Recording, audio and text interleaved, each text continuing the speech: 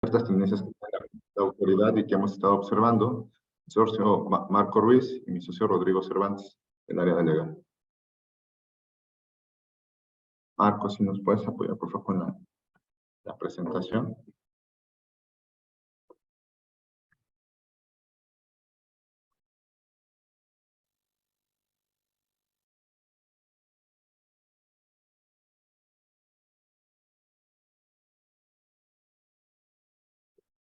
Bueno, como sabrán, pues todos los años la autoridad fiscal, además de los ingresos que espera obtener por parte de los diferentes impuestos que va a recaudar durante el ejercicio, a través de la Ley de Ingresos de la Federación, bueno, emite ciertos reportes de forma trimestral, emite también, pues, cuáles son sus planes de recaudación para cierto ejercicio, y esto se ha vuelto muy trascendente en los últimos años, dado que en el gobierno actual, pues, no han existido grandes reformas, de hecho, prácticamente son nulas, y más bien han existido cambios a ciertas reglas, y que no han seguido todo este proceso legislativo que comúnmente sigue alguna norma.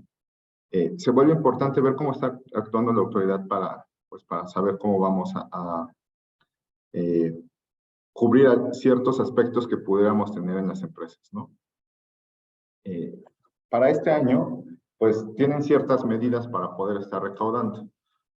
Siguen combatiendo el tema de las factureras, han tenido, si bien ya no tanto auge, siguen teniendo y se les sigue dando seguimiento a este tema de las factureras. Me parece que en los primeros años es donde más se empezó a frenar esta práctica indebida, pero todavía continúan con este esquema de EFOS en cuanto a la supervisión. Nos parece que se ha venido incluso reduciendo un poco, pero no se ha eliminado completamente.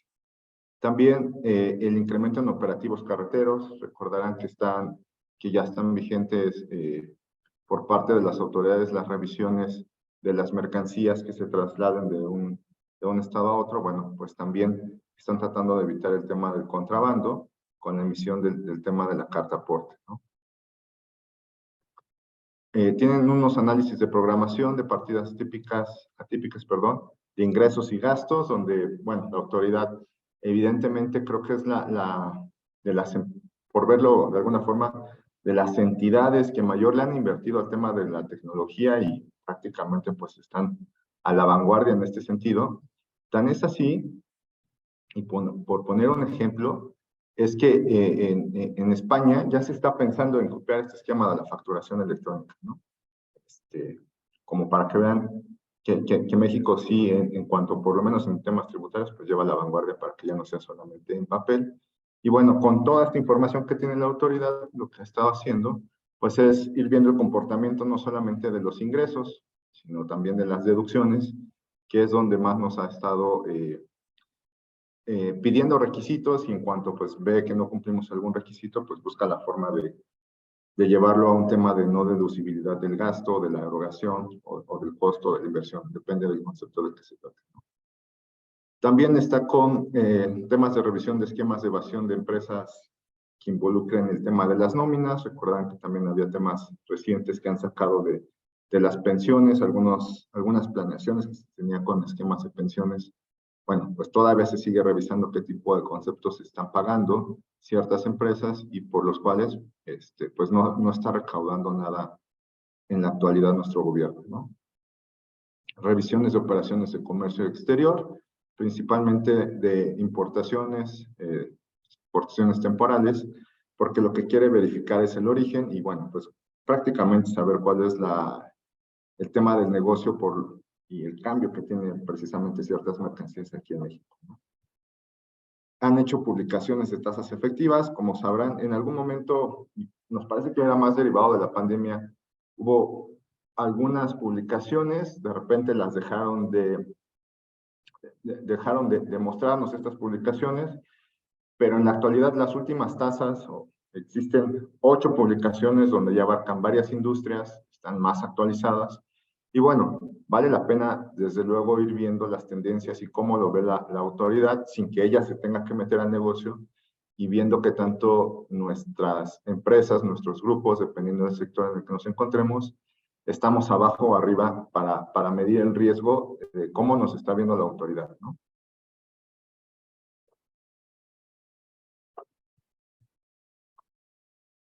Recordemos que en el Plan Maestro de Fiscalización, la autoridad ha detectado ciertos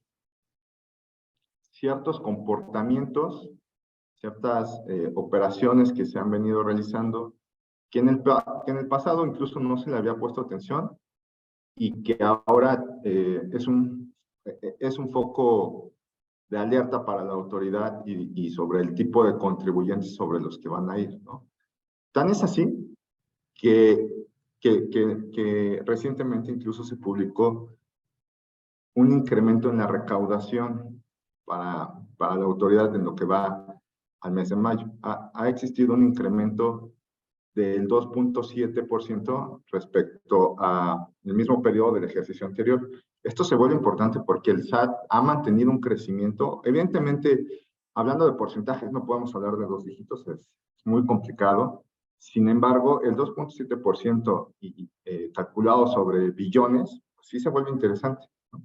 Habla de una capacidad que tiene actualmente la autoridad para recabar, que no necesariamente, cabe aclarar, vienen de las revisiones implementadas en el actual gobierno. Probablemente alguna parte viene de auditorías heredadas de gobiernos anteriores, pero también ha tenido incrementos en la recaudación secundaria, que es parte de los accesorios, actualizaciones y recargos, ¿no?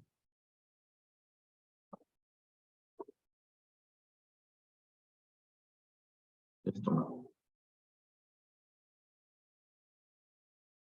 Buenos días a todos, ¿qué tal?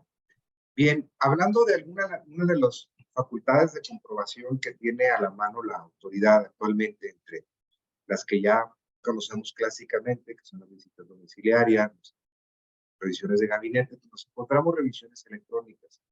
Y la revisión electrónica decidimos traerla a colación y platicar con ustedes de ellas, porque precisamente todo este andamiaje que se ha hecho de hace más de 10 años a la fecha, cuestiones de contabilidad electrónica, comprobantes fiscales digitales, todo lo que ya conocemos, pues es precisamente para poder hacer uso, echar mano por parte de la autoridad de esta facultad de comprobación, ¿no? Donde la revisión se hace en casa, vamos a llamarle, las oficinas del SAT, con toda esta información que electrónicamente el contribuyente ha ofrecido o ha tenido que presentar. Rápido les recordamos, porque seguramente ya han estado en muchos seminarios y pláticas de esto, recordemos que la revisión electrónica inicia con un documento preliquidatorio. Empieza con dos documentos que tenemos a la vista, o tendríamos a la vista, que es un oficio que le llamamos resolución provisional, que es donde nos están diciendo que de la revisión que hicieron en sistemas a la información que tienen a la mano, facultad prevista en el 63 de código y demás, estas son las posibles o las supuestas omisiones o irregularidades en que el contribuyente ha incurrido. Así iniciamos. Aquí no hay un acta de inicio, no hay una solicitud de información inicial, es un oficio que le llamamos resolución provisional. Ya nos empiezan a decir o empiezan diciéndonos qué es lo que detectaron. Y aparejado a esa resolución provisional nos encontramos la famosa preliquidación, ¿no? Que es lo que su nombre implica. Una liquidación es una relatoría o explicación de cifras de los supuestos ingresos o actos sometidos en caso de impuestos al consumo y qué es lo que supuestamente debemos. Posteriormente a eso, tenemos 15 días para contestar o corregir nuestra situación fiscal. En caso de que contestemos, ¿no? Que hagamos uso de nuestro derecho, dice que la autoridad tiene 10 días para solicitar información adicional.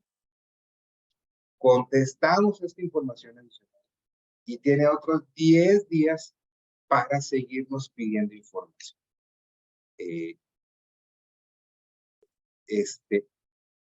Y va a ser perpetuo, va a ser muchas veces, son estas. Si le solicitaron información a un tercero, digas una compulsa, un tercero relacionado, van a tener 10 días la autoridad para contestar y para que, bueno, más bien para que el tercero conteste. Posterior a estas solicitudes de información, la autoridad tendrá 40 días para emitir una resolución. Ese es, recordemos, el proceso de la revisión electrónica. Lo que busca es que sea un proceso, vamos a llamar la palabra, utilizar la palabra sumario, que no le lleve a la autoridad y no nos lleve a nosotros mucho tiempo. ¿Por qué? Porque en teoría ya se contaba toda la información de manera electrónica.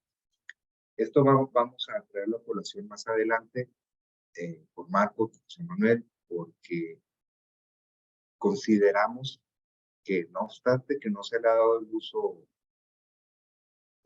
tan intenso o frecuente como pensábamos en un principio, es muy probable que aquí en adelante eso cambie con acciones electrónicas a raíz de lo que vamos a explicar más adelante. Recordando, José Manuel, Marco, que las preguntas las pueden hacer sobre la marcha, ¿no? Sí, por supuesto. Me parece que ahorita todavía no hay ninguna duda. Bien. Pero con toda confianza nos pueden interrumpir y vamos platicando de alguna duda que surja. Sí. Que si podemos hablar más alto, nos dice Guadalupe Romero. Más fuerte. Muy bien. Y aquí, Rodrigo, creo que es relevante este tema de las revisiones electrónicas, como dices, por el esquema ya tan elaborado que tenemos con los comprobantes fiscales, que es la primera fuente de información para la autoridad, ¿no? Por supuesto, es parte de toda una presunción, pero puede haber algunos elementos muy ante los ojos de la autoridad muy claros, como pueden ser las diferencias en retenciones, tanto de nóminas como retenciones en pagos a proveedores, porque pues la autoridad puede de manera automática considerar que la suma de los comprobantes emitidos, si no hay una coincidencia con la declaración presentada, la presunción para ellos derivaría, como ya comentabas, en esta preliquidación como resultado de la revisión electrónica. Aun y cuando puede haber elementos, y por eso es que creo que el término, ¿no? Preliquidación o resolución provisional, puesto que todavía da cabida este proceso a la presentación de información que pueda desvirtuar cualquier tipo de observación por parte del fisco. Sin embargo, creo que sí, los elementos de los que se puede hacer valer la autoridad, que son los FDIs emitidos, fácilmente pueden poner en una situación complicada a cualquier contribuyente que por alguna razón interna o externa no haya considerado la totalidad de los FDIs timbrados al momento de presentar la declaración, o quizás algún tipo de ajuste en contabilidad o algo que afecte la información base para presentar la declaración, y que, sin embargo, si los timbres emitidos coincidan con las retenciones que se debieron haber realizado. Entonces sí, creo que es un tema relevante hoy en día estar de alguna forma monitoreando y validando que la información que se refleja en contabilidad sea consistente con los timbres, y por supuesto también tomar las acciones necesarias para que en caso de que haya correcciones o emisión de CFDIs que estén modificando los previamente emitidos, que se tenga también la precaución de estar cancelándolos para evitar molestias que de alguna manera serían innecesarias en caso de que sea consistente la información presentada con la que internamente tiene en sus manos la compañía. Específicamente también, más bien específicamente en eso que mencionas, Marco, que son el tema de retenciones. ¿Qué más definitivo que las retenciones, no? Ahora ya no me tengo que esperar como autoridad, como lo hacíamos hace muchos años, para revisarte de forma anual a ver si entregaste retenciones. ¿Recuerdan cómo venían los órdenes de visita o las solicitudes de información? Abarcará el ejercicio del 1 de enero al 31 de diciembre de 2022 como sujeto obligado de manera directa y como retenedor. No, ahora como dice Marco, y ya lo estamos viendo, nomás que todavía no vemos las revisiones, pues, ¿qué pasó con este CFDI o qué pasó en estos 2 meses? No me los enteraste, ¿no? Ya no me espero. Ya es definitivo. Así que sí, tengamos en cuenta las revisiones electrónicas como un vehículo para las tendencias que vamos a platicar el día de hoy. Rodrigo, en este tipo de vehículos que mencionabas que tiene la autoridad como parte de sus facultades de comprobación, típicamente, ¿hacia dónde van enfocadas? Es decir, ¿van hacia temas de CFDIs, van hacia retenciones, va a ser un ejercicio completo, algún impuesto en particular? ¿Me voy a los ejercicios muy previos? O sea, típicamente, o ya es una mezcla de viendo, ya estoy seguro como parte de la autoridad porque tengo la información a través de los FDIs y en automático nos llega. A mí me parece que va de menor a mayor. ¿A qué me refiero? Creo que van a empezar con cartas de invitación, van a ver cómo se está solventando esta carta de invitación y depende de si contesto o no contesto, van a venirse revisiones y va a tener que ver con el fondo del asunto. No sé si ahí dentro, todavía no conozco las reglas, no las han hecho saber, no hemos investigado. ¿Con qué te voy a atender o para qué voy a utilizar una visita domiciliaria y para qué voy a utilizar una revisión electrónica? Pero, decía yo, de menor a mayor. Si nos vamos a ir a la revisión de retenciones, creo que va a ir por el tema de revisiones electrónicas. Si vamos a ver que hay dudas, Marcos, José Manuel, en tema de deducciones, creo que vamos a ir por revisiones de gabinete. ¿Sí? En donde con más calma pueden revisar todo el año, porque por las deducciones estamos todos claros que las deducciones se revisan de manera anual, ¿no? Porque su impacto es anual, hablando de personas morales. Entonces, me parece que va a tener que ver con el tipo de discrepancia, el tipo de irregularidad que detecta. Para algunas, como retenciones o temas, Marco Manuel, que son inmediatos, IVAs, retenciones de ISR y de IVAs, vamos a encontrarnos primero con algo más light, que son las cartitas de invitación, y luego nos iremos a este tipo de revisiones. De nuevo, si estamos hablando de irregularidades en el ingreso o en las deducciones, creo, José Manuel, que nos vamos a encontrar con los dos clásicos formas de revisión, que es la visita y la revisión de gabinete o de escritorio. ¿Por qué, compañeros? Fíjense lo que tienen enfrente de ustedes. 15 días, 10 días, 10 días, 10 días, 40 días. Le deja a la autoridad poco margen de maniobra en cuanto a tiempo. Una facultad clásica como es la visita o como es la revisión de escritorio, sabemos que tienen un año para poderla llevar a cabo, ¿no? Y creo que esa es la experiencia hasta ahorita. No sé si alguien en el público o nuestros personas que tenemos aquí tengan una opinión o tengan un caso distinto. Tenemos 4. ¿Quieres darle lectura tú, Marco? Tenemos 4. Sí, claro. Bueno, la 3. primera es que ya hables como, que hables fuerte.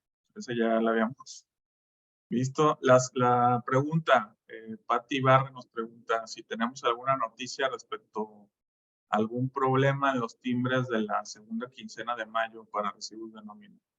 No sé, Manuel, si tú has escuchado algo. Yo, francamente, no. No, yo no La plataforma está funcional, no hemos visto ningún tipo de problemática derivada de la plataforma.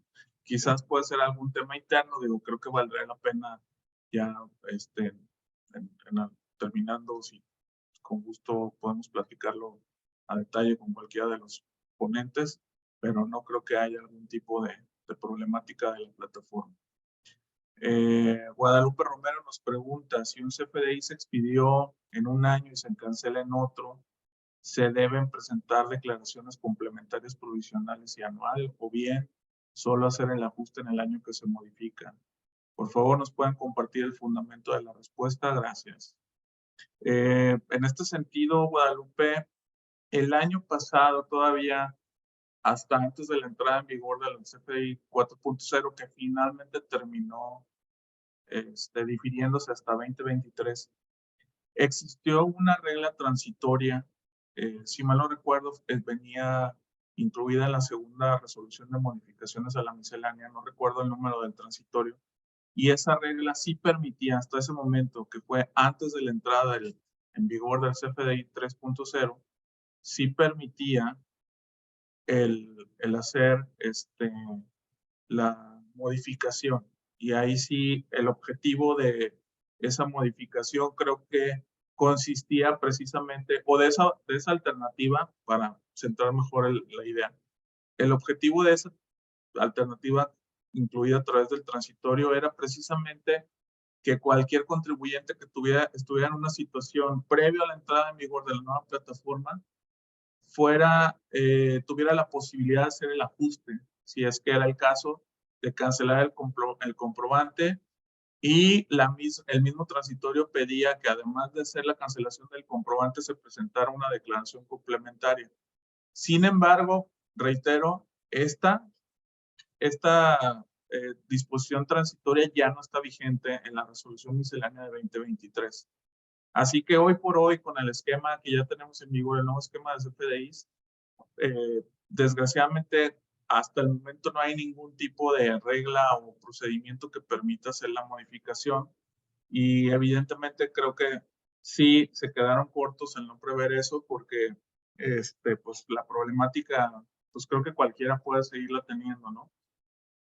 Yo supongo que también la autoridad ha de tener en mente que, pues como se avisó con tanta anticipación, pensando que fue antes de que entrara de la reforma del 2022, ya se conocía que iba a entrar este nuevo esquema y que ya no se iban a poder cancelar CFDIs de ejercicios anteriores.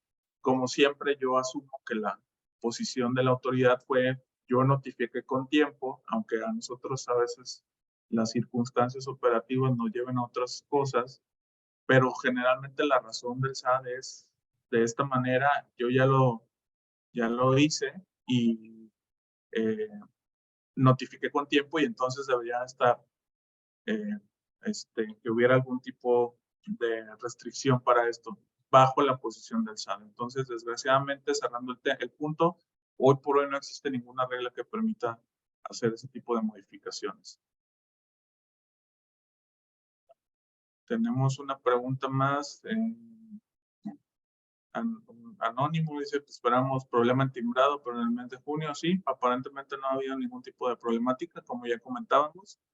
Y Alejandro Maciel: ¿qué pasa si un contribuyente que opta por dictaminar sus estados financieros para efectos fiscales y el SAT le envió una resolución provisional o preliquidación del periodo dictaminado? ¿Quién estaría obligado a dejar respuesta del CPC dictaminador o la empresa?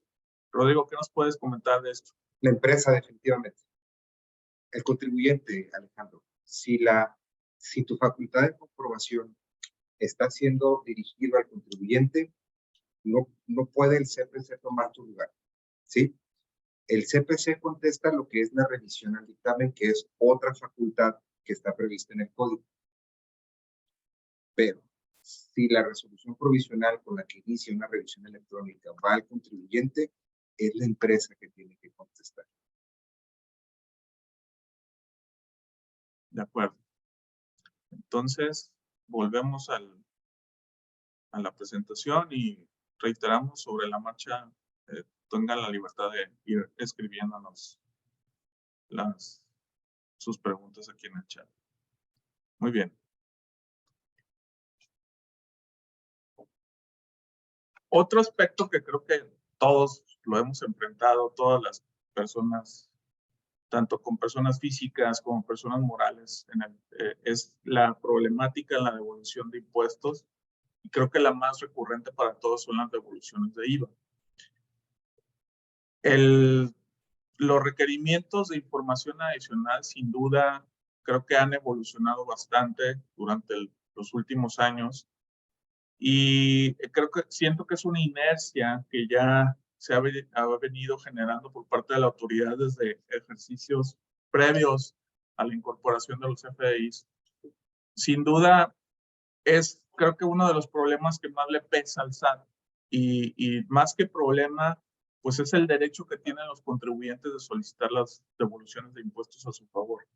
Sin embargo, para la autoridad esto representa dejar ir dinero de las arcas y por supuesto, yo creo que como cualquier otra persona que está cuidando su presupuesto de ingresos y gastos, pues siempre un gasto inesperado, que en este caso es para alzar las devoluciones, pues buscamos cómo diferirlo o cómo sustituirlo o eliminar ese gasto, ¿no? Así que estos requerimientos por parte de la autoridad, además de pues ya todas las prácticas anteriores que quizás hemos vivido en el pasado, como presentar fotografías del domicilio, de los inventarios, entregar pólizas contables, facturas, pues también ya ahora hemos visto y percibido que ya hay un enfoque más especializado en las últimas reformas, que evidentemente el objetivo detrás de esto por parte de la autoridad es, por un lado, quizás cohibir las devoluciones de impuestos que no son reales, pero por otro también buscar diferir o también reducir la devolución procedente para los contribuyentes. Entonces, en este sentido, por un lado, hemos estado percibiendo que ya hay un incremento en los requerimientos para o buscar obtener información de operaciones realizadas con prestadores de servicios y con un enfoque evidentemente en verificar si estamos hablando de una prestación de servicios especializados, si hay subcontratación, si es un servicio profesional, con no otro objetivo, sino detectar si efectivamente o no se cumplen las disposiciones en materia de prestación de servicios especializados y en su caso eliminar o buscar rechazar ese saldo a favor.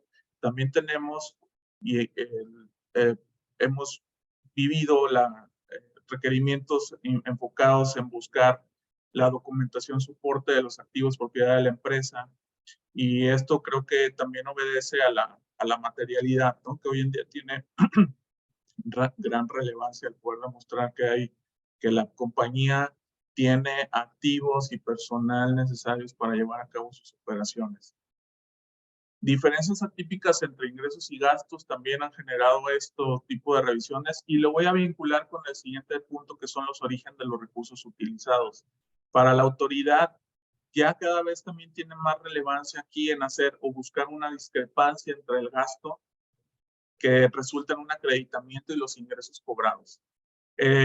Definitivamente en el origen de los recursos se han enfocado mucho en validar si efectivamente los depósitos que muestran los estados de cuenta corresponden a partidas grabadas para el IVA o no grabadas. Por el momento el enfoque ha sido más en buscar detectar ingresos o posibles ingresos que deberían estar grabados a la tasa del 16%, donde incluso hemos visto posiciones pues muy absurdas como tratar de señalar que un préstamo recibido o unas aportaciones de capital recibidas debieron haber sido grabadas por no poder demostrar o entregar información suficiente para ello. Y la diferencia para el SAT resulta típica al momento de ver que hay mayores ingresos cobrados, menores ingresos respecto a los gastos. Por supuesto, están pasando por alto que pudo haber sido un momento en el que la compañía recibió recursos para estar haciendo inversiones nuevas, para crecer en operaciones, en activos, en personal o algún otro tipo de costo o gasto relacionado con la operación, y que eso no necesariamente implica que la compañía esté mal. Finalmente, la mecánica de la determinación del saldo a favor del IVA resulta de eso, de tener más gastos grabados que ingresos grabados a la tasa del 16%, o bien de tener una combinación entre ingresos al 0% y gastos al 16%. Pero el enfoque de la autoridad en todo momento ha sido buscar cómo desvirtuar o cómo ajustar la devolución de los saldos a favor. Y en esto también se vuelve trascendental la integración de los depósitos recibidos en el periodo. Aquí es importante la documentación. Quizás en el pasado no era tan relevante el tener oportunamente contratos de préstamos o partidas más sencillas, no vayamos a los contratos, sino a las aportaciones de capital donde incluso hablando de aportaciones al capital variable, muchas veces si la compañía no requería por estatutos el elevar a escritura pública esas aportaciones de capital, lo dejábamos en una asamblea sin mayor formalización. Y ahora creo que es bastante relevante que se pueda dejar evidencia suficiente para evitar este tipo de discrepancias con la autoridad. Oye, Marco. Sí. Marco, y el tema tan importante de la contabilidad, del registro contable y de la relación de estos depósitos que se reciben, muy diáfanamente, muy claramente con qué está identificado. Ustedes deben de saber que en una devolución de IVA, la autoridad ya no solo se aboca a decir no es acreditable, sí es acreditable, sino que hace uso, que es un tema para los abogados que ya tienen muchos años muy presente, que es el uso de las presunciones.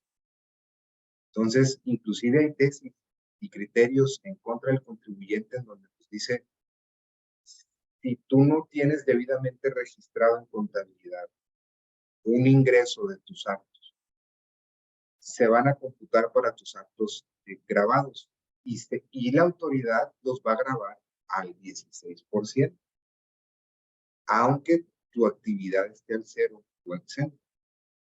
Entonces, haciendo uso de un par de presunciones, podemos llegar no solamente al no acreditamiento, sino a que posteriormente nos puedan determinar una omisión en pagos de IVA, ¿no? Hablando aquí de la integración de todos los depósitos recibidos en el periodo que tienes tú, ¿no? Sí, de acuerdo. Y hay un par de preguntas. Sí. Entonces, también creo que tenemos aquí asuntos, o hemos visto solicitud de información para verificar indispensabilidad, materialidad, documentación de las operaciones con los proveedores, pero no solamente con los proveedores, también ya lo han traspolado al contribuyente directamente. O sea, ya hemos visto requerimientos donde la pregunta es, demuéstrame que cuentas con los activos, con el personal y con la capacidad material para llevar a cabo las operaciones. Reitero, pareciera que el objetivo es de esto buscar cerrar la puerta a todos aquellos evasores que de alguna forma buscan a través de esquemas de facturación y demás estar simulando operaciones para generar saldos a favor inexistentes. Sin embargo, la aplicación de todos estos criterios es de manera general, no se centra específicamente en el problema, sino que ya es recurrente el tener que demostrar con pruebas fehacientes la operación de los contribuyentes para poder accesar al saldo a favor. Y ahí también hemos visto cómo se vuelve necesario y de manera recurrente el recibir preguntas o cuestionamientos en la aplicación de la tasa de los actos grabados, especialmente cuando estamos hablando de tasas al 0% por parte de la autoridad para verificar. Y no solamente lo hemos visto en los ingresos, sino también en las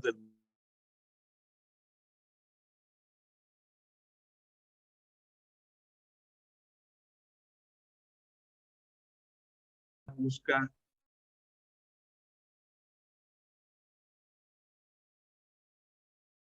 Evidentemente aquí en todo momento el objetivo es buscar ajustar el saldo a favor, pero también la autoridad de alguna manera pierde de vista que esto es un impuesto indirecto al IVA y que aun y cuando la tasa hubiera sido trasladada de una manera incorrecta, el derecho a la devolución es de todas formas consistente y tiene total derecho para el contribuyente que está recibiendo el traslado. No puede haber un tema y le podemos llamar pago indebido, pero finalmente el derecho asiste completamente al contribuyente que recibió el traslado porque se trata de un impuesto indirecto. Finalmente, la documentación de operaciones realizadas con clientes también, aunque antes no le prestaban tanta atención a esto, bastaba con entregar las facturas, también ya hemos visto cómo hay un incremento en solicitar contratos celebrados con clientes, en también entregar comprobantes, evidencia de los avances en los trabajos o bitácoras de prestación de servicios, incluir también quién fue el personal asignado a llevar a cabo las funciones que fueron contratadas por el cliente. Entonces, esto creo que redunda en un sinfín de requisitos que debemos de cuidar todas las aristas posibles para buscar que no tengamos mayor consecuencia con la autoridad en el caso de solicitudes de devolución de impuestos. Si les parece, vemos preguntas. Aquí tenemos una de Anónimo que pregunta cuántos años atrás podemos aspirar a recuperar un saldo a favor de IVA. Ya se había presentado la solicitud de las devoluciones en su momento. Aquí el periodo de caducidad es de 5 años. Prescripción. ¿Perdón? Prescripción. De prescripción, exacto. Prescripción, periodo de prescripción es de 5 años. Puede ser que se vaya que el plazo sea suspendido en el caso de que haya acciones de cobranza. Una presentación de un trámite de devolución es una acción de cobranza. Una revisión de parte de la autoridad también es una acción de cobranza. Y a partir de ahí puede ser que se incremente un poco el tiempo, pero haciendo a un lado los periodos de suspensión del plazo, el plazo general es de 5 años. Y a mí me llamó la atención la pregunta porque todo iba bien hasta cuando dicen que ya presentamos la solicitud de devolución. Entonces, a lo mejor si pudiera Anónimo explayarse un poquito más. Recuerden, abonando a lo que dijo Marco, presentar mi declaración con saldo a favor no es una gestión de fondo.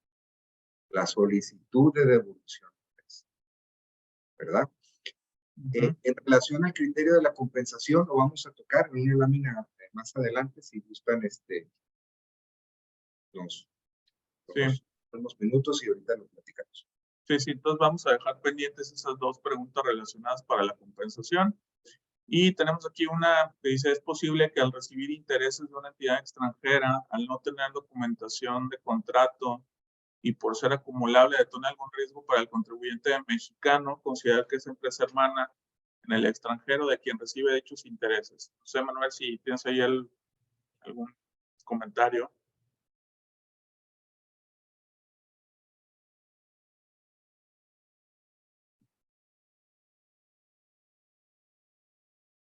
Manuel. Estaba repasando la pregunta. Evidentemente, no contar con la documentación idónea, adecuada para demostrar que una operación sucedió de esta forma y llega una autoridad a decirnos, no, a ver, yo presumo que es esto, y si no tenemos esa documentación, desde luego que tenemos un riesgo, ¿no?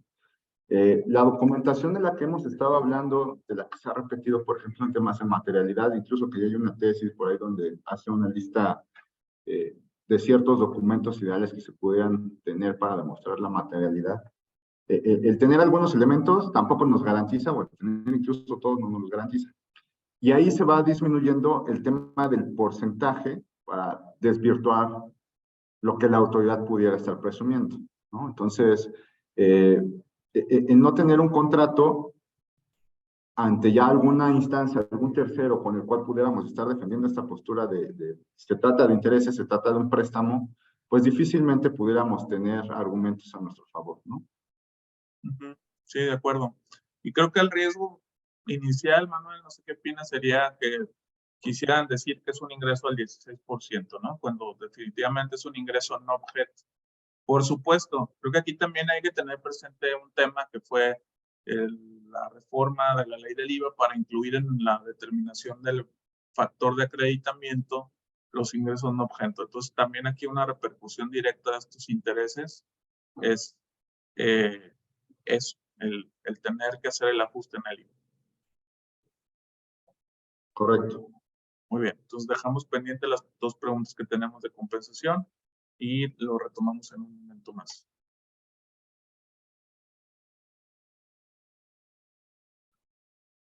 Ahora bien, con el tema de las cartas de invitación que hemos observado que han estado emitiendo las autoridades fiscales, están enfocadas principalmente en estos 4 puntos. El primero es la discrepancia que pudiera existir en los ingresos al momento de señalarse la forma de pago, ¿no? El tema de si es en una sola exhibición o si será un pago en parcialidades.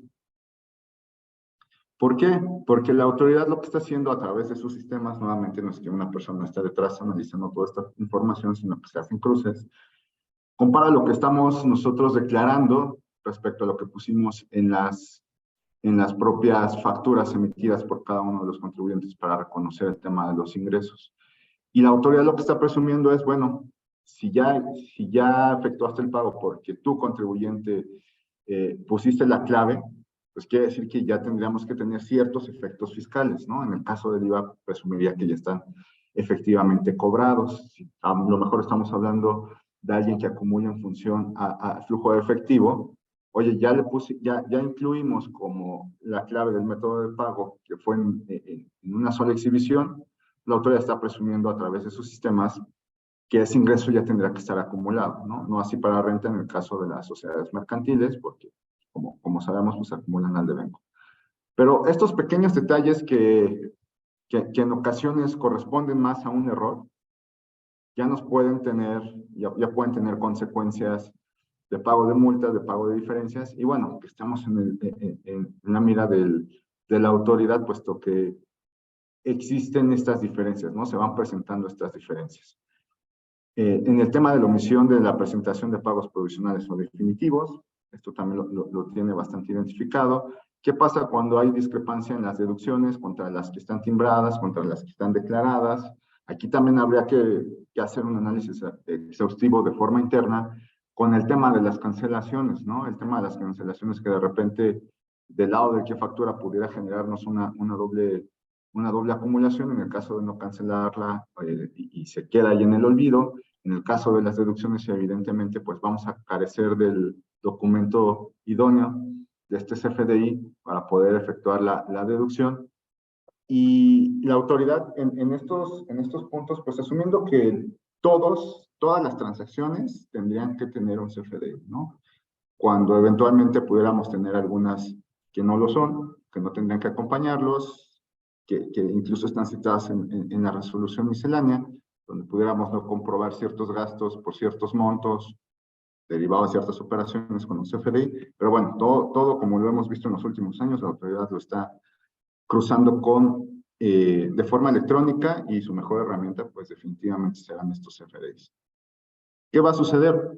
A consecuencia del mal timbrado, a lo mejor de un CFDI, también existen estas diferencias en retenciones que estábamos mencionando algunas láminas atrás.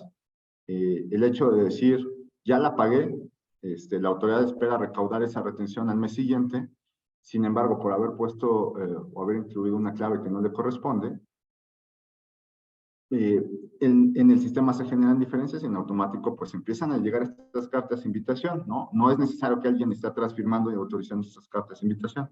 Por sistema, y que es lo que más le ha funcionado a la autoridad, es ven y aclárame, contribuyente, la carga siempre estará del lado del contribuyente, ven y aclárame la razón de estas diferencias, ¿no? Y la respuesta pudiera ser, parecía que muy sencillo, me equivoqué, la voy a emitir nuevamente, pero ya tenemos a la autoridad revisándonos ciertas partidas, ¿no? Sí, y aquí creo que es relevante tener presente, las cartas de invitación no son otra cosa más que eso, una invitación. Sin embargo, como ya comentaba Rodrigo, creo que se ha vuelto relevante el atenderlas o no, porque la autoridad la ve como una forma de justificar que deben de ejercer algún tipo de acción de fiscalización con ese contribuyente, ¿no? O sea, para ellos ya se ha vuelto me respondes, eso quiere decir que no me estás ocultando nada, no me respondes, quiere decir que puede haber alguna discrepancia y voy a iniciar facultades de comprobación. No es regla existente, no está en ningún lado establecido, pero pareciera que es el objetivo que ellos toman con estas cartas de invitación, ¿no? Como una antesala antes de quemar sus cartuchos, que son el ejercicio de facultades de comprobación. Sí, inclusive yo les diría a todos los presentes, esta plática se llama Tendencias de Fiscalización. Estas son, en el fondo, esta y dos más que vamos a platicar, estas son las tendencias actuales que la autoridad está revisando casi por sistema, ¿no? Los vehículos a través de los cuales lo hacen, de nuevo, son esas cartas de invitación y posteriormente pueden dar lugar al ejercicio de alguna facultad de comunicación. Las cartas de invitación no son facultades de comunicación. Y bueno, ya lo dijo Marco, ¿no? A ver quién responde y a ver quién no, y nos iremos con más. Ahora, con independencia de responder o no responder, yo creo que la recomendación siempre es, también revisen, ¿no? Revisen si están bien, si están mal. Quizá no queremos responder por alguna razón, los montos pudieran ser bajos. Estamos más enfocados en otros temas. Nos preocupa más poder presentar, por ejemplo, el tema del dictamen fiscal en su momento, el tema de operaciones con partes relacionadas. Sin embargo, sí destinen un tiempo para verificar el por qué la autoridad pudo haber llegado a una conclusión diferente a las cifras que hemos estado manifestando, ¿no? Claro. Claro, y puede servir, para cerrar el comentario, Manuel, creo que puede servir como pues una alerta, ¿no? En caso de que realmente detectes que algo es inconsistente, que todavía antes de entrar considerando que esto es la antesala a un ejercicio de comprobaciones, todavía existe la posibilidad de hacer una autocorrección. Entonces creo que también de alguna manera estas cartas de invitación, aunque son molestas, pueden en algún caso alertarnos de algo que hayamos pasado por alto y creo que es el último momento bueno para hacer algún tipo de corrección. Y más barato, por cierto. Sí, ¿no? Claro, exactamente. Muy bien. CFDI de prestación de servicios, también hemos visto mucho enfoque en los requerimientos en esto, en buscar verificar que hay un cumplimiento de las reglas de subcontratación. Solamente para recordar, 2021 tuvimos una reforma laboral y el objetivo de la reforma laboral era prohibir la subcontratación. Desgraciadamente, la subcontratación cayó en esquemas de abuso, aunque habíamos tenido ya una aceptación por parte de las autoridades laborales y fiscales por allá del 2012, que era el antecedente a esta última reforma laboral. Finalmente la autoridad pues terminó por definir o considerar que pues no había una manera de cohibir los actos donde había un abuso de los esquemas de subcontratación. Ya conocemos que ahora a partir de la reforma del 2021 no se pueden subcontratar actividades que estén relacionadas con la actividad económica preponderante o con el objeto social del contribuyente, y es lo que están buscando. Al momento de ver cualquier CFDI que suene a prestación de servicios, el objetivo que tiene la autoridad es validar primero si se trata de una subcontratación o es una prestación de servicios. Si es una subcontratación o una prestación de servicios o especializados, que es el término formal que está en las disposiciones, entonces hay que aportar la documentación, hay que aportar el registro REPSE que tiene la compañía prestadora de servicios, hay que demostrar que no hay una mezcla de actividades que están relacionadas con la preponderante o el objeto social de la compañía, y además de cualquier otra cantidad de información como demostrar que el prestador del servicio está pagando los impuestos y las retenciones de seguridad social a las autoridades. Y finalmente esto puede derivar en una aprobación o rechazo de la deducción de ese gasto o también del acreditamiento del IVA. Quizás esto lo hemos visto más consistentemente en los trámites de solicitud de IVA, porque esos son los que mes a mes estamos, creo que todos los contribuyentes más enfocados. Es un tema de flujo de efectivo y en el caso de compañías que generan estos saldos a favor, se vuelve importantísimo poderlo recuperar lo más pronto que sea posible. Entonces, aquí es donde lo hemos visto más, también lo hemos visto ya en requerimientos de IVA, de ISR, y pareciera que en algún momento esto también se puede empezar a traspolar en las revisiones o visitas domiciliarias, ¿no, Rodrigo? Bueno, estaba leyendo un par de preguntas, estaba contestando. A ver, estás hablando, comentaste algo de visitas domiciliarias, el tema de la... Sí, o sea, que hoy por hoy hemos visto esta tendencia a verificar la prestación de servicios en devoluciones de IVA y en algunos requerimientos, pocos, pero creo que han sido más el IVA, hacia donde ha ido el cargo, porque es donde pueden de manera inmediata descalificar y reducir el acreditamiento del IVA. Pero que en algún momento lo que te preguntaba era, creemos que puede ir la tendencia también hacia actos de fiscalización como visitas de domicilio, revisiones de gabinete, donde claro. vayan esto. Sobre todo si no lograste demostrar durante la solicitud del impuesto al valor agregado, el saldo a favor, que tu servicio estaba correctamente subcontratado, que respetaste las reglas de la ley laboral y por ende las del 15 de Código Fiscal, tienen todos los elementos para iniciar facultades y que trascienda en materia de impuestos sobre la renta. Ya te negó el acreditamiento, no lo demostraste, entonces ya tiene muchos elementos para decir, bueno, esto tampoco es deducible. Y que hasta ese momento, Rodrigo, o sea, realmente no nos puede determinar un crédito fiscal, ¿no? Lo hará justamente ejerciendo facultades de comprobación, ya sea para el IVA o para renta, pero como bien señalas, ya tiene estos elementos y ya sabe por qué temas va a ir, ¿no? Sí, recuerden esta regla de oro, ¿no? Las solicitudes de devolución no pueden dar lugar su revisión a un crédito fiscal. Tiene que iniciarse otra facultad. Sí. En preguntas, Manuel, tenemos una que creo que es más para ti.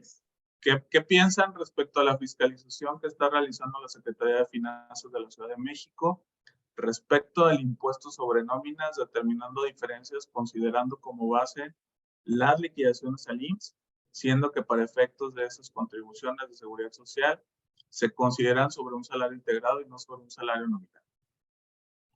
Pues mire, creo que todo esto va de la mano cuando salió todo este tema de la ley de coordinación fiscal por ahí de los años 2007, ¿no?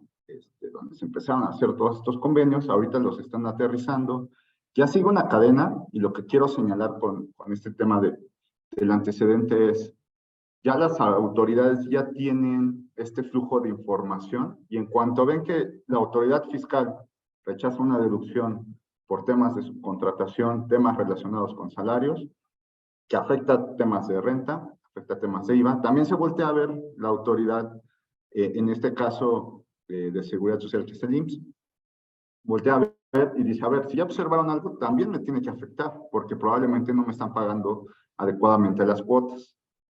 Si esas cuotas no están determinadas correctamente desde el punto de vista de seguridad social, los estados que están grabando el impuesto sobre nóminas, no sé con precisión exactamente el criterio que están utilizando para tomar o el salario base de cotización o el salario diario integrado, pero lo cierto es que van tomando todos estos elementos que autoridades previas enfocadas a recaudar o a rechazar ciertas deducciones, a recaudar impuestos en particular, resulta que van recayendo en estos temas, ¿no? Ahora, ¿cómo, si resultó que este pago era salario o era grabado en su momento porque lo consideraste bajo algún concepto diferente, que no estuviera dentro de esta base del impuesto estatal, bueno, pues ahí también podemos recaudar algo, ¿no? Entonces, esta coordinación que ya lleva a cabo las diferentes autoridades sobre un mismo tema, pues vemos que tiene diferentes repercusiones y ya no solamente se queda a nivel federal, sino baja a nivel local. En particular, yo no he visto una determinación donde señalen precisamente estas diferencias en cuanto a las bases por ser diferentes, sino más bien en temas conceptuales, porque consideran que deberían de estarse sumando ciertos conceptos que pagan los patrones a los trabajadores como parte de esta base para el pago de nóminas, ¿no? Ok. Fíjate que no es privativo de la Ciudad de México, ¿eh? A mí ya me han consultado estos temas en algunos otros estados, José Manuel, y definitivamente sus asuntos se están ganando porque pues, es un intento de recaudación solamente por la parte de la entidad local. Muy bien. Bueno, tenemos otra pregunta que dice, si una persona recibe ingresos de una sola fuente de ingresos, ya no aplica como subcontratación, ¿cómo lo podemos fundamentar? Está media rara la pregunta. Yo entendería que si alguien es empleado, pues esa persona ya es empleada de esa compañía, ¿no? Ahora, la subcontratación es que esa compañía le preste los servicios de la persona física contratada a un tercero y que tenga una vinculación con eso. Así que realmente el que una persona física tenga una sola fuente de ingresos no implica que esa persona moral o persona física patrón después vaya a caer o no en una subcontratación. Son dos cosas completamente diferentes. Yo no entendí. Sí. Y luego tenemos una más que dice Marco Reyes, que si para definir que un proveedor se requiere integrar su permiso REPSE, existen algunos criterios en donde le dan más peso que el personal del proveedor presta sus servicios en las instalaciones de la empresa. Por ejemplo, el mantenimiento de extintores, donde a pesar que no se ponen a disposición, es correcto solicitar REPSE a este tipo de proveedores. Creo Para que mí no se requiere, ¿eh? no se requiere exactamente. O sea, creo que de fondo, sí, aquí coincidimos de alguna forma con tu punto, Marco. No es necesario. Hay que definir primero si estamos hablando de una prestación de servicios como tal, o si simplemente el acto mercantil que está llevando a cabo el proveedor lo conocemos como servicio, pero no es una prestación de servicios, ¿no? O sea, y aquí puede haber absurdos como decir que el servicio de suministro de energía eléctrica, entonces estaríamos subcontratando a la CFE, o el servicio de cable, de televisión por cable, estaríamos subcontratando a la compañía de servicios. No, creo que aquí el asunto es efectivamente que la persona vaya a realizar funciones que de alguna manera tienen que llevarse a cabo en tu local, pero que realmente, donde realmente la persona está ahí de alguna manera trabajando para ti, ¿no? Por ejemplo, el caso más claro, los servicios de limpieza. Ahí sí, las agencias de limpieza mandan a una persona o dos o tres, las que cada quien requiera, y esa persona está encargada de estar todo el día al tanto de la limpieza de tu oficina, de empresa, planta industrial. Y ahí sí realmente hay una subcontratación, ¿no? Ahí sí estamos hablando de un servicio personal especializado. No en este caso como los mantenimientos, donde la persona, sí, efectivamente va una persona que se desplaza físicamente a las oficinas del cliente, pero su objetivo no es otro más que cumplir con un trabajo que es llegar y en este caso planteado, cargar los extintores con nuevo material para apagar el fuego, recargarlos, darles mantenimiento, pulirlos, lo que sea, y retirarse. No estamos hablando ahí de una prestación de servicios como tal. Yo le añadiría ahí, Marco, también, Marco, ¿cómo estás, Marco Reyes? Acuérdense de siempre acudir a la guía para el cumplimiento en materia de REPSE que está publicada en la misma página de la Secretaría de ¿qué? Previsión y Trabajo, sí, de Trabajo y Previsión Social. En esa guía nos responden preguntas muy concretas como esta, y una de las claves es proporcionar o poner a disposición trabajadores propios en beneficio de un tercero. Y eso se configura cuando uno o varios trabajadores llevan a cabo los servicios especializados en un espacio o centro de trabajo distinto a aquel con quien guardan una relación laboral.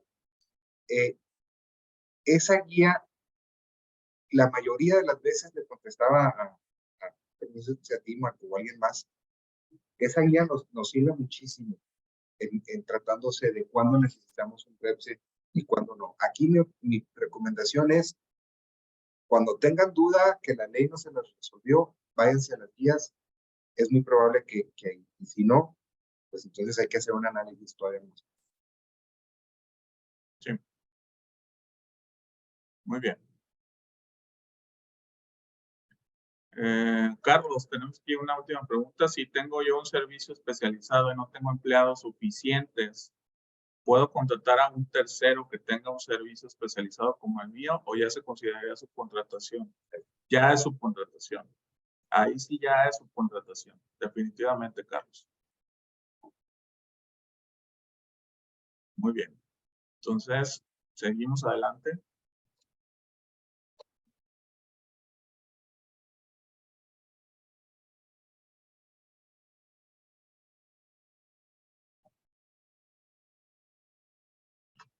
Okay. Manuel.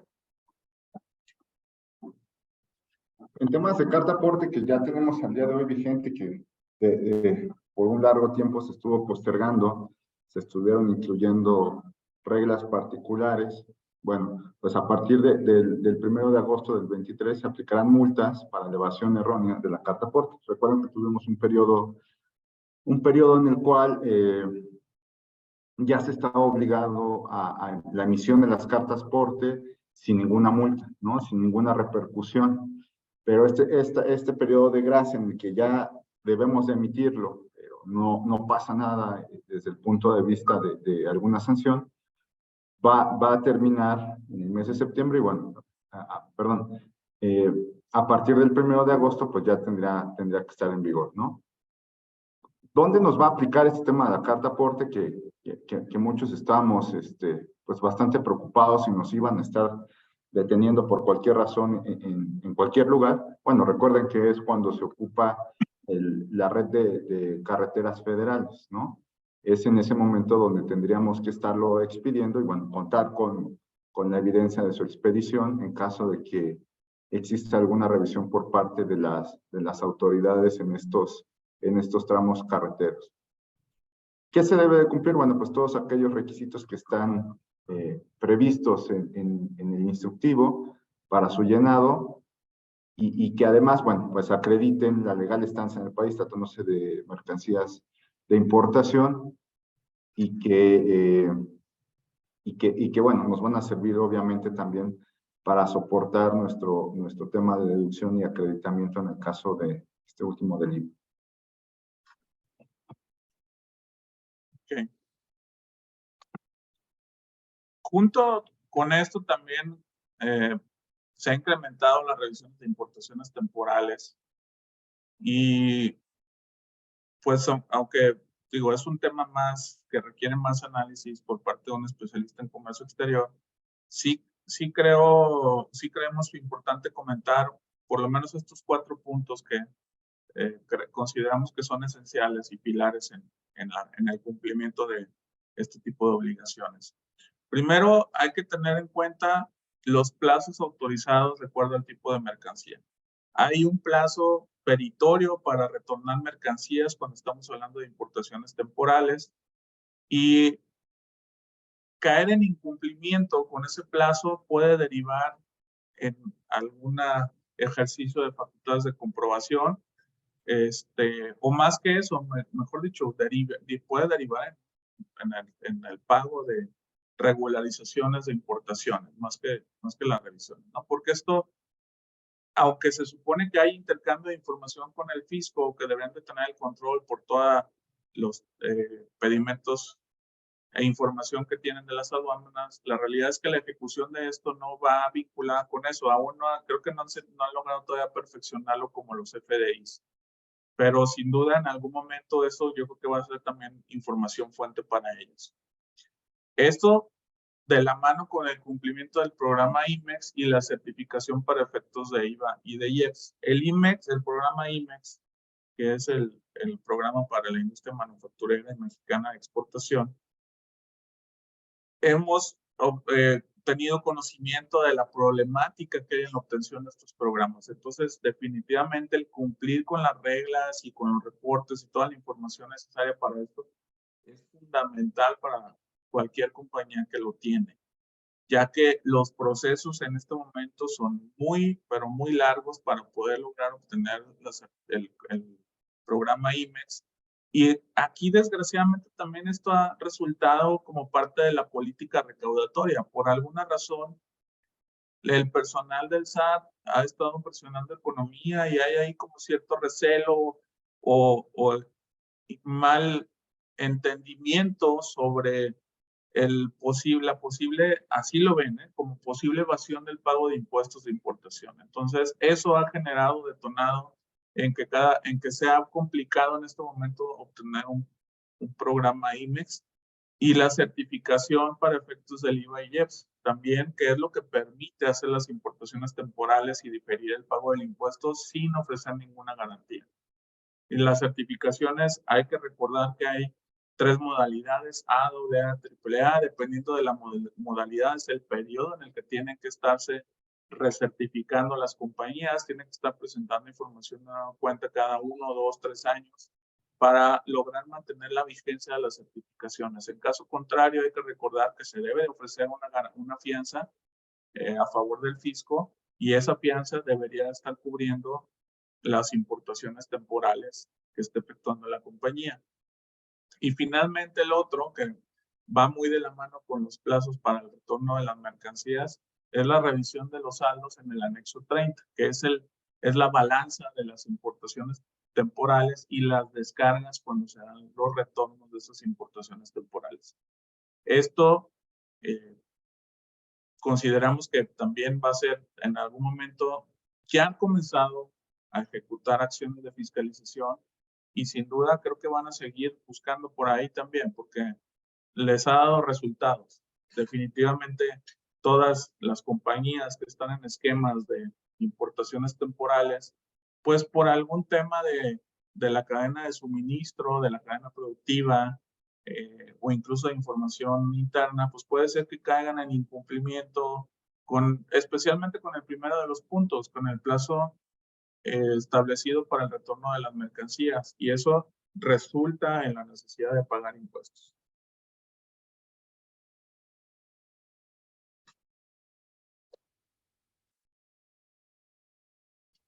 Muy bien. Como decía José Manuel al principio de la plática en torno a estas cuestiones que todavía trae la autoridad, el tema del 69B no van a dar cuartel, no hay paso atrás, y no vemos cómo se relajen en este tema, porque para el 69B, compañeros, requeríamos de 2 cosas. No solamente de las reformas legales que se iniciaron por allá en la época de, no considera Calderón, sino requiere de acciones programadas por parte del SAT. ¿Qué es esto de las acciones programadas? Estar haciendo la revisión de los FDIs, estar publicando constantemente, como dice en la presentación, la lista provisional, ¿no? Y recordemos el procedimiento que es relativamente también sencillo. Se publica una lista provisional, que es la lista negra provisional. Los que aparecen ahí, solo los que aparecen ahí pueden contestar dentro de los 30 días. Hay un pequeño procedimiento en donde va y viene información por el SAT. Todo esto termina en una lista definitiva en donde se establece quiénes sí, quiénes no comprobaron que tenían personal, activos o infraestructura para prestar directa o indirectamente los servicios o enajenar los bienes que amparan esos FDIs. Y una vez publicada esa lista definitiva, que es donde tenemos que estar constantemente revisando la página del SAT, sobre todo si sabemos por ahí que tenemos algún pecadillo, para tener nuestros 30 días, ¿sí? Como contribuyente, como receptor de esos FDIs, que al final del día por nosotros es por los que van, para presentar información que desvirtúe o que compruebe que sí recibimos esos servicios, que sí adquirimos esos bienes que amparan esos CFDIs emitidos por los ahora ya definitivos EFOS. Esta tendencia de recaudación, yo no sé si llamarle tendencia, Marco, José Manuel, o si ya llamarle regla, ¿no?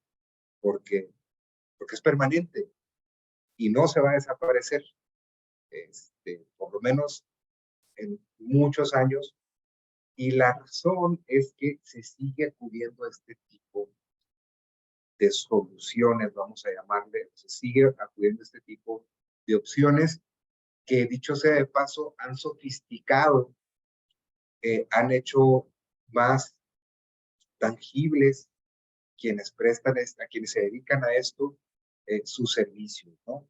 Llegando hasta tener en muchos casos materialidad y lo que vemos son precios exagerados, ¿no? pero llegan a tener materialidad. Entonces, esto no se acaba.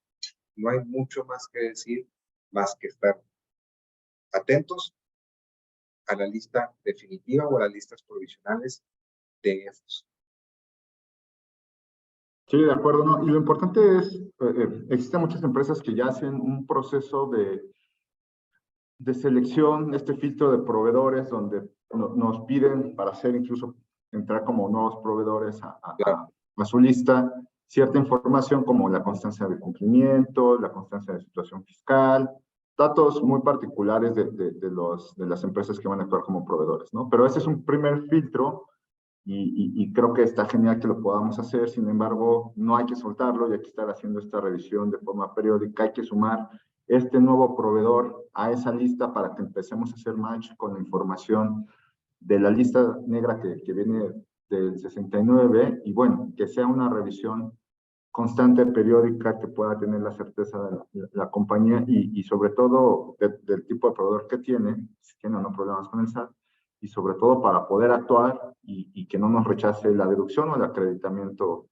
del IVA, ¿no? En su caso del IVA, sí, también estamos hablando. Oye, José Manuel, y una prueba de la permanencia de este tema y de las acciones programadas por la autoridad es que aún seguimos viendo criterios que se emiten por parte del Tribunal Fiscal al día de hoy.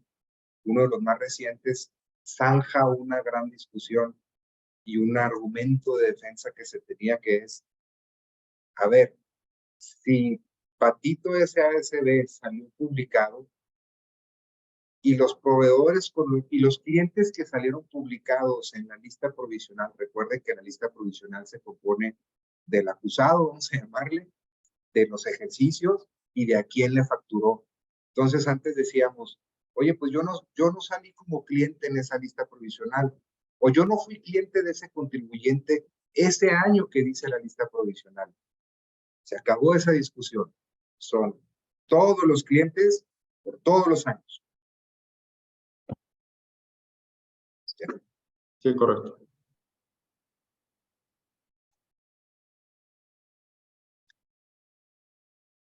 Muy bien. Para responder las dos preguntas que tenemos aquí pendientes de casi desde el inicio. Ya la Suprema Corte de Justicia de la Nación, en un criterio que no atiende a la realidad económica, contable, de las formas de extinción de las obligaciones, sino muy simplemente, inclusive uno de los ministros le contestó a un grupo de abogados, si no les afecta, si pagas el IVA, de todos modos lo vas a poder acreditar. Bien. El criterio más trascendente hasta el día de hoy en materia de IVA, le parece a un servidor, yo creo que Marco y José Manuel coinciden, es la forma de extinción de las obligaciones, conocida como la compensación, puede ser utilizada por los contribuyentes para extinguir entre ellos las obligaciones recíprocas, excepto el impuesto al valor agregado. El impuesto al valor agregado no puede ser parte de la compensación de obligaciones, o si lo es, si lo llegan a hacer, ya no se va a considerar efectivamente erogado, sino que a lo que nos orilla esta decisión de la Suprema Corte es, tú sigue compensando tu precio contra lo que te deba el que tienes enfrente. Lo que no puedes compensar, si quieres acreditar, es el IVA que le tuviste que haber pagado. Ese no se compensa. Ese tiene que haber forzosamente flujo de efectivo para que se considere acreditado. Palabras más, palabras menos, esa es la conclusión a la que llega la Corte después de algunas consideraciones muy desatinadas en algunos casos y más o menos cerca de atinarles en otros, ¿no? Pero en resumen, y lo que tenemos que cuidar, sobre todo por años anteriores, compañeros, es revisar con qué contribuyentes, con qué proveedores llevamos a cabo la compensación, porque esos casos pueden ser revisados, no obstante que la contradicción es nueva.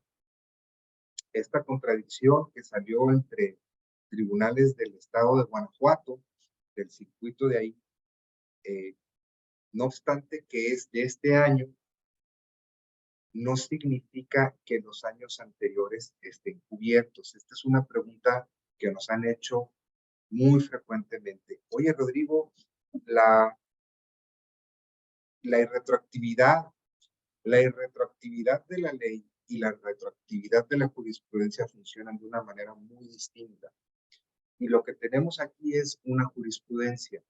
La retroactividad de la jurisprudencia funciona, compañeros, cuando yo tengo un medio de defensa iniciado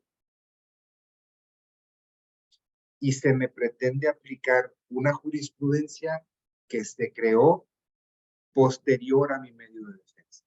Sin embargo, si yo tengo solicitudes de devolución, o más bien tengo devoluciones efectuadas del 22, del 21, del 20, en donde parte de mi IVA acreditable fue pagado por medio de compensación, les voy a decir la peor película, ¿no? La peor versión de esto. Me lo pueden revisar y me lo pueden exigir.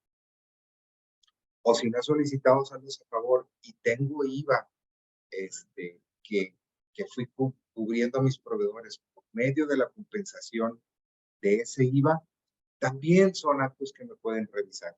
No queremos que por no causar un malestar no decirles esto, pero esto es una de las preguntas más frecuentes que nos hacen. Rodrigo, yo en el pasado compensé el IVA y a mí no me aplica esto porque es jurisprudencia. No, no funciona así. No funciona así la ley de amparo, no funciona así las jurisprudencias que hablan de las jurisprudencias y esa es la realidad en la que estamos hoy. Sobre el Marco, no sé si quieran ayudar. Yo creo que la tendencia, como bien comentas, muy desafortunada será buscar que todo el IVA sea cubierto con flujo de efectivo, ¿no? Y sin duda va a ser aquí un cambio de juego importante para todos en el manejo de su flujo, de su contabilidad, de las operaciones con clientes y proveedores.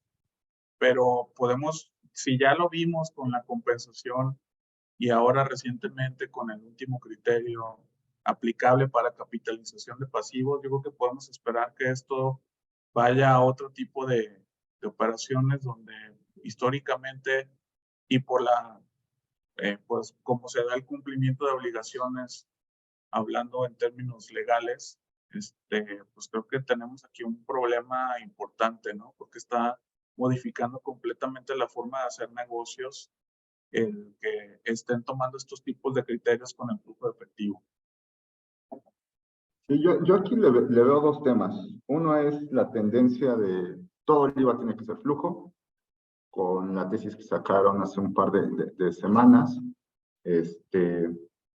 Todavía cuando incluso dimos aquí en Andersen una plática respecto al tema de la jurisprudencia de la compensación, decíamos, bueno, pareciera que todo lo demás pues sigue aplicando, ¿no? Todas las demás formas de extinción de las obligaciones para IVA. Pero justo ahora con este tema de la capitalización de los pasivos y que no se considera que está pagado el IVA, pues detona una tendencia hacia dónde se está yendo la autoridad y hacia dónde están resolviendo los tribunales. Habrá que tener en cuenta los temas también, por ejemplo, de la confusión que se da en temas de fusiones. Habrá que echarle un ojo. ¿Qué es lo que ha pasado con esos IVAs que no existieron flujos? Que no quiero decirlo, pero sí tienen un eventual riesgo viendo cómo lo está tomando actualmente la autoridad, ¿no? Y el otro es que Obviamente el SAT está encerrado en esta parte conceptual y creo que no está viendo el tema de negocio. No todos los negocios pueden cambiar el esquema como lo tienen actualmente. Habrá algunos que sí, habrán algunos que lo efectúen por practicidad, porque no existe flujo, pero la realidad es que muchos negocios funcionan de esta forma y es el modelo de negocio y muy difícilmente se va a poder modificar, ¿no? Creo que probablemente la autoridad tendrá que sacar algunas reglas particulares para estos sectores y yo creo que no ha visto realmente la problemática. Sí quiere llevar a todos los contribuyentes sin excepción, pero no está viendo la problemática en cuanto a flujos de efectivo, en cuanto a temas, no sé si llamarlo defraudación que pudiera existir porque alguien ya no quiso pagar alguna comisión que debió de haber pagado y la mejor forma de recaudarlo, como lo vemos en los impuestos, ¿no? Con personas físicas, es mediante una retención. En el caso de los negocios, a lo mejor lo conocemos como el cobro a lo chino, pero funciona exactamente igual como lo hace la autoridad con el tema de las retenciones, ¿no? Entonces, sí habría que acercarse, yo creo que en otro,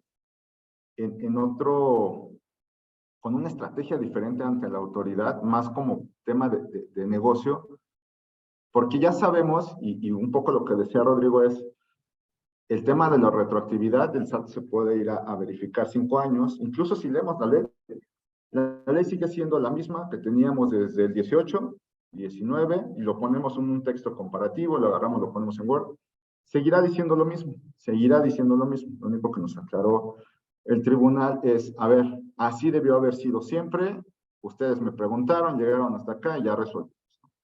La ley no ha cambiado y tampoco creemos que lo vaya a hacer porque creo que también la autoridad se dio cuenta que hacer una reforma para cubrir algún parche, pues llevaba justamente estos temas de retroactividad y ya no les aplicaba, ¿no? No sé, Rodrigo, si coincides. Oye, sí, coincido completamente. Coincido para dónde va la tendencia, porque la misma sentencia de la jurisprudencia nos dice en un parrafito, ¿no? Oye, tú aplica todas las medidas de extinción a las obligaciones con tu particular contraparte. Los impuestos no son sujetos a esto. Fíjense que hay una pregunta que nos hace Esmeralda, que es prácticamente describe a lo que nos lleva a esta jurisprudencia. Y me voy a permitir leerlo en voz alta. Dice, hoy en día la compensación de IVA ya no es permitido, sin embargo, en materia civil sí se permite hacer una compensación de la contraprestación. ¿De acuerdo?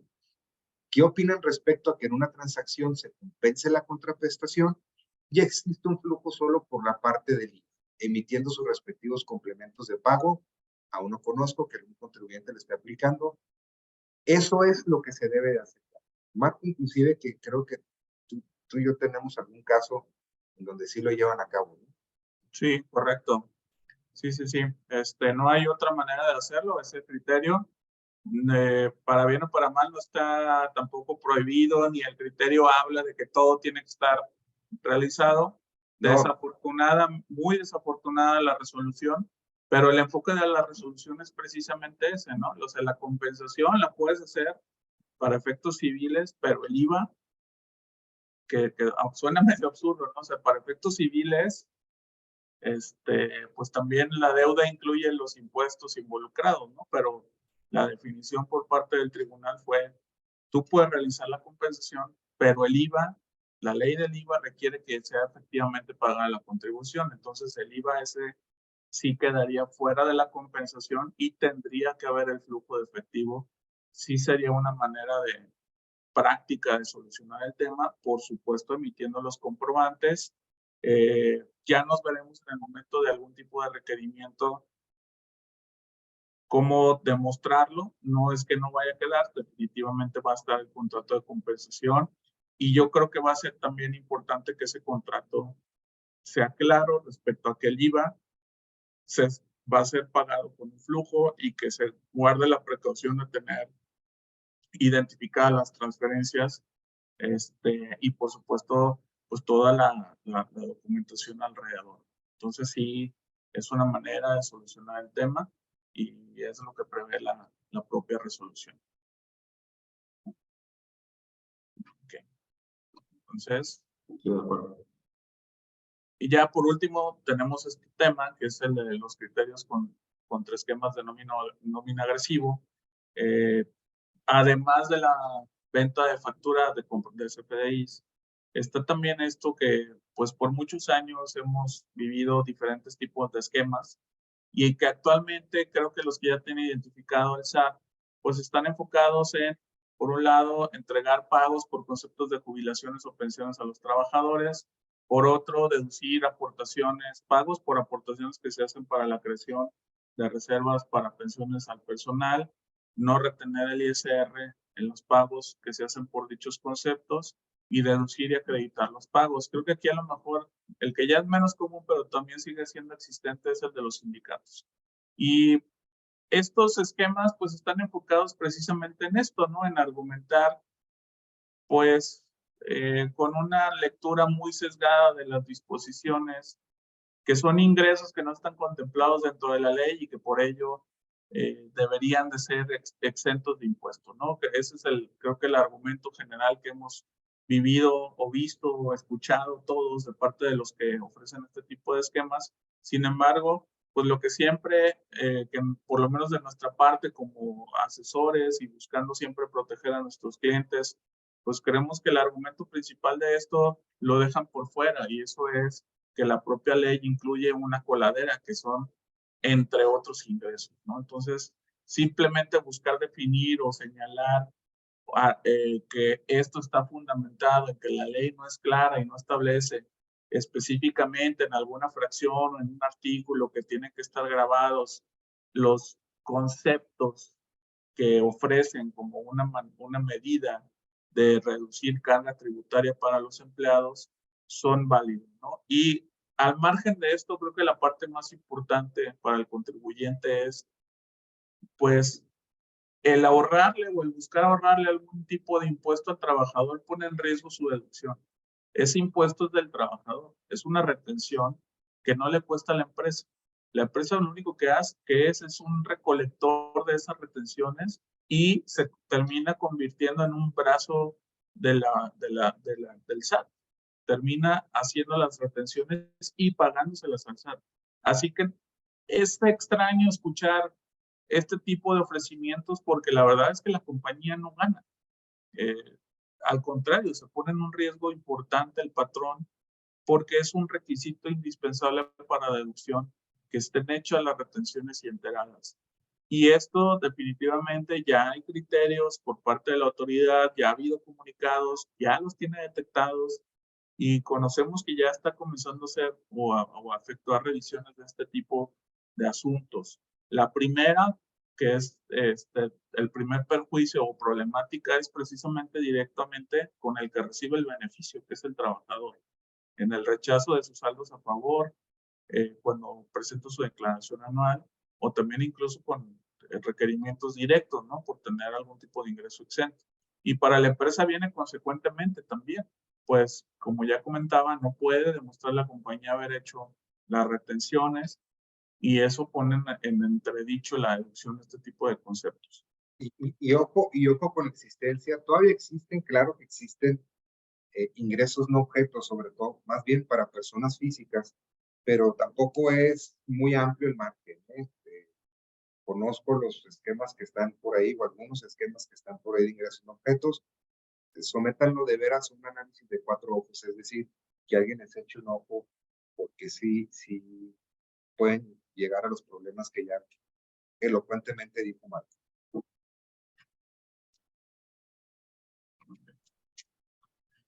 Pues es todo por nuestra parte. Agradecemos Gracias. mucho su asistencia. Los esperamos en los futuros webinars que llevemos a cabo por parte de la firma. Dejamos aquí para ustedes sus datos de contacto. Si alguno de ustedes necesita, le gustaría revisar con calma la presentación, con gusto, tomen la libertad de mandarnos un correo. Se los estaremos compartiendo a la vuelta. Y por supuesto estamos a sus órdenes en caso de que quieran entrar en mayor detalle en alguno de los puntos que discutimos. Por último, creo que ya no hay, estaba viendo si había alguna pregunta. No, son gracias, son gracias. Gracias a ustedes. Muchas gracias por acompañarnos y pues estaremos próximamente compartiendo con ustedes la invitación a nuestro siguiente evento. Buen día a todos, hasta luego. Gracias, hasta luego.